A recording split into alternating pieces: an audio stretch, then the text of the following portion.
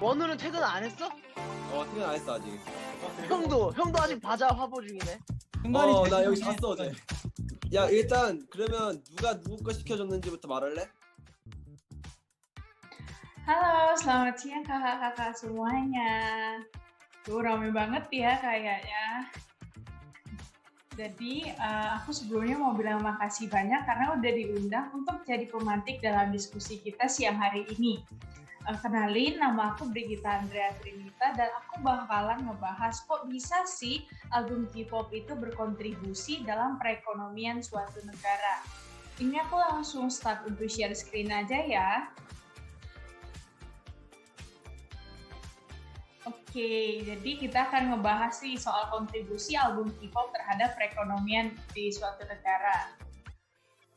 Jadi menurut data yang dikeluarkan oleh Gaon Music Chart pada tahun 2021 kemarin, terjadi peningkatan pembelian album K-pop yang lumayan signifikan nih, di mana pada tahun tersebut penjualan album K-pop bisa mencapai 53,73 juta.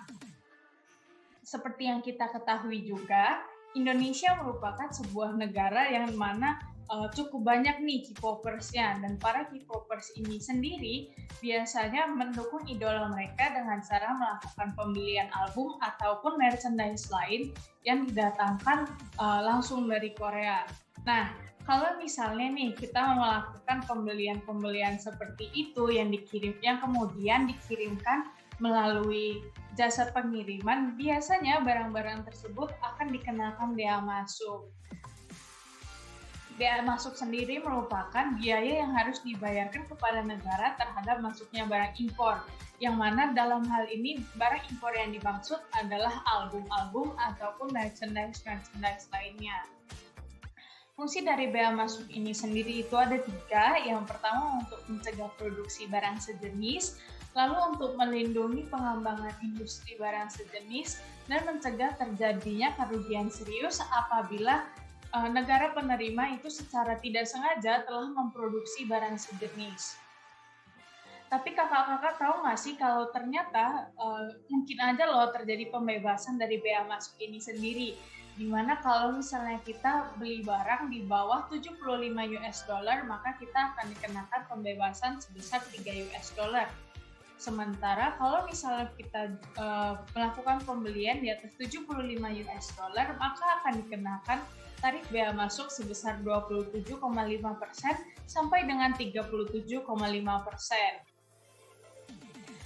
Di antara kakak-kakak sendiri ada nggak nih yang pernah liburan ke luar negeri terus udah gitu dititipin barang macam-macam sama teman-temannya?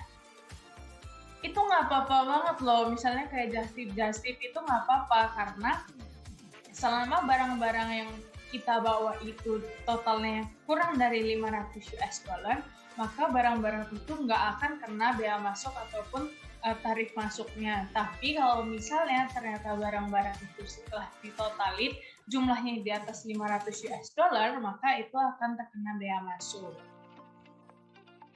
Oke, aku rasa sekian aja yang bisa aku jelasin sejauh ini. Semoga apa yang aku jelasin bisa jadi pemantik diskusi kita siang hari ini.